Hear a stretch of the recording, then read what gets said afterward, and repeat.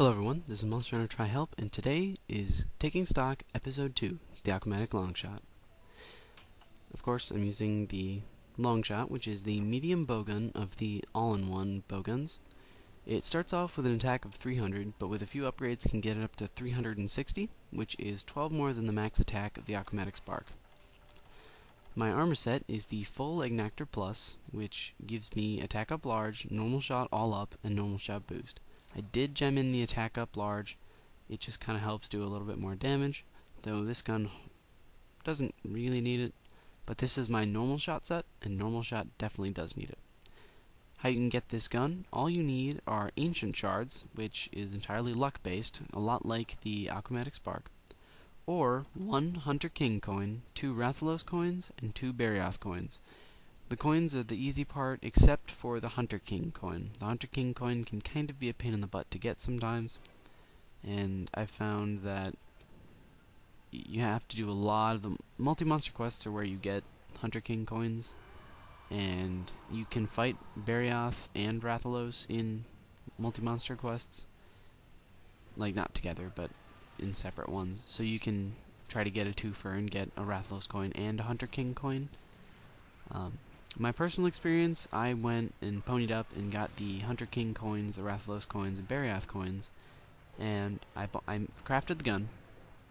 And then the next day, I got into an Elatrion lobby where everyone was fighting Elatrion a lot, and we were doing maybe 15-minute runs. It was pretty fun, but I actually got 2 Aquamatic Longshots after that, which was a little frustrating, but it happens. The Longshot has the longest range of all of the bowguns, which one would expect, with 1.21. It has an average reload and a recoil value of some. It does not have a shield, but it also does not have any deviation, whereas the Aquamatic Spark did have some. It is a folding stock, which means that your movement speed, it seems to be a little bit slower than the medium bowgun normally, but it seems to be faster than heavy bowguns. So, just kind of something to consider when you are using a folding stock, just in general. So, with your folding frame, you get a slow sheath and unsheath, and you also don't have a shield. I'll touch more on why this is really not ideal later.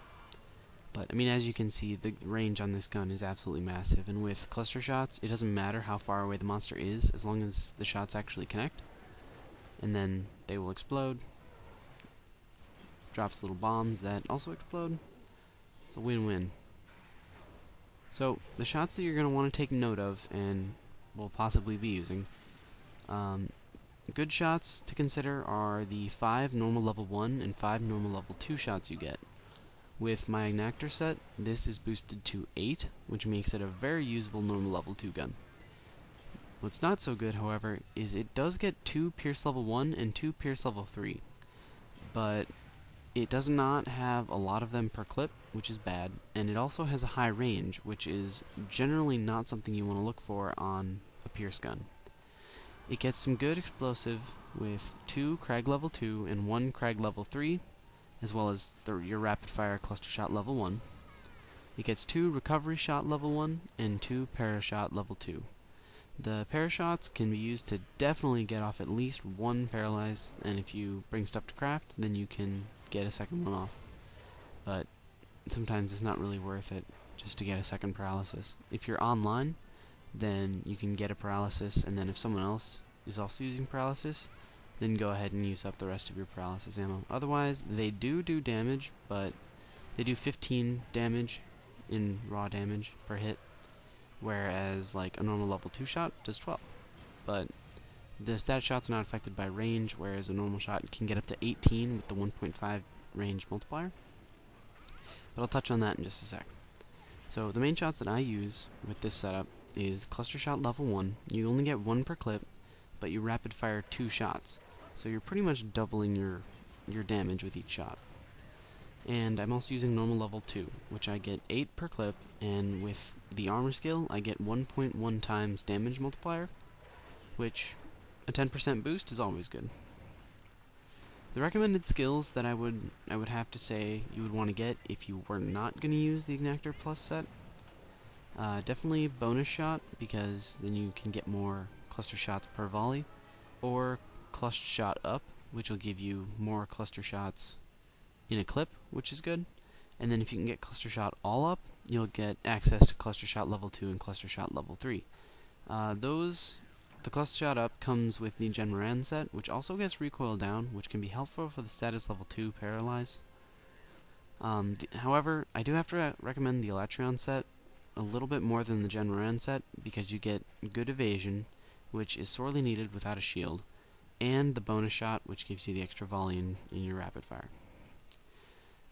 And of course there's my set, which is normal shot and normal shot up. So there's ways to combine some of these skills to get the best of both worlds per se. So you're just going to have to try it out for yourself. One of the fun things about Monster Hunter is creating your own set that you kind of came up with and you assembled yourself, and just the self-satisfaction that you can get from making a really awesome set.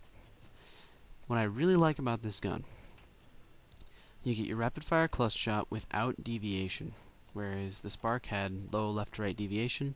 The Longshot is going to be dead accurate, as one would expect. You get a decent amount of normal level 2 shots, and with the normal shot all up, you can get a very good damage shot. It has very high range, which is good for normal shot, crag shot, and clutch shot, because the crag and clutch shots, all shots will disappear after a certain range, and if you can extend that range, then you can take really long shots. It does get pretty good damage, being 12 more than the Aquamatic Spark at its highest upgrade, and 360 is a pretty solid damage overall with the Power Charm and Power Talon and Attack Up Large. You can get this to a little over 400, and that's without it even being upgraded. So like, yeah, there's things that you can do to get it to a lot of attack. And what I really like about it is it's not dependent on luck. Well, completely, I should say. If you are lucky and you get it with the Ancient Shards, more power to you. But if you like arena quests and you figure you might as well get something good out of it, then this is definitely one thing to get. And the arena quests are also how you get the Volcannon, which is the heavy all-in-one bowgun, which I'll be covering next, actually. And then, just kind of like a side note, I really like the para level 2 shots. I don't really use them a whole lot in single player, but in multiplayer, if I am clustering with this, yeah, it's pretty fun to stun your enemy or get them paralyzed, and then have all your Blade Masters or all your other gunners contribute their 2 cents while you rain down cluster shots on the monster. What I don't like about the gun, it gets really bad pierce. I mean, they include 2 pierce level 1 shots and 2 pierce level 3, but it's really not even worth it, because they're just so ineffective compared to your other shot options that, I mean, like, even with pierce shot all up and pierce shot boost, I still wouldn't use it, because it's just not a solid damage shot. Because your range, with pierce shot, you want a lower range, not in a high range, because higher range means that your shots will be hitting, they're more spaced out, which is not good, because pierce shots, you want them all to be concentrated, so you can maybe hit them like 3 times on the head, not hit them in the head, then the chest, then the body. This gun, it doesn't have a shield, and it's a folding stock, which these 2 things are not bad if they're separate, but if it doesn't have a shield and it's a folding stock, it kind of spells a little bit of a disaster as far as defense goes, because it means that the only way that you're going to be able to defend against a monster in a pinch is with evasion, and that's why I recommend the Elatrion armor. You get a little bit better evasion, because with a folding stock you can't put it away fast enough to be able to sprint away from some attacks, and they'll come up on you quick and you might not be able to get rid of them. And it doesn't have a shield, which means you can't do the standard just point the gun at the monster, and then if they pull out a quick attack, you'll be blocking it. Clust is not great for everything. As you saw with the Jaggy, I might hit him in the face once and it would explode, but then the little bomblets would explode harmlessly off to the side of him. The only monsters that I think Clust doesn't really work well for are ones that are thin, like a Great Jaggy, a Great Baggy, but usually other monsters you'll have much better luck. Typically you're going to want to aim for the back though, because then the pellets can rain down on them. Hunter King coins can be kind of a pain in the butt to get, which makes this gun, it can almost be doubly frustrating to get if you do both arena quests and try to get ancient shards, and both of them don't work. That's always really frustrating, and I know for me, I went through dozens and dozens of high rank mining quests just trying to get this gun, and then to get it through the arena, and then get 2 more fighting in Elatrion. It's kind of strange.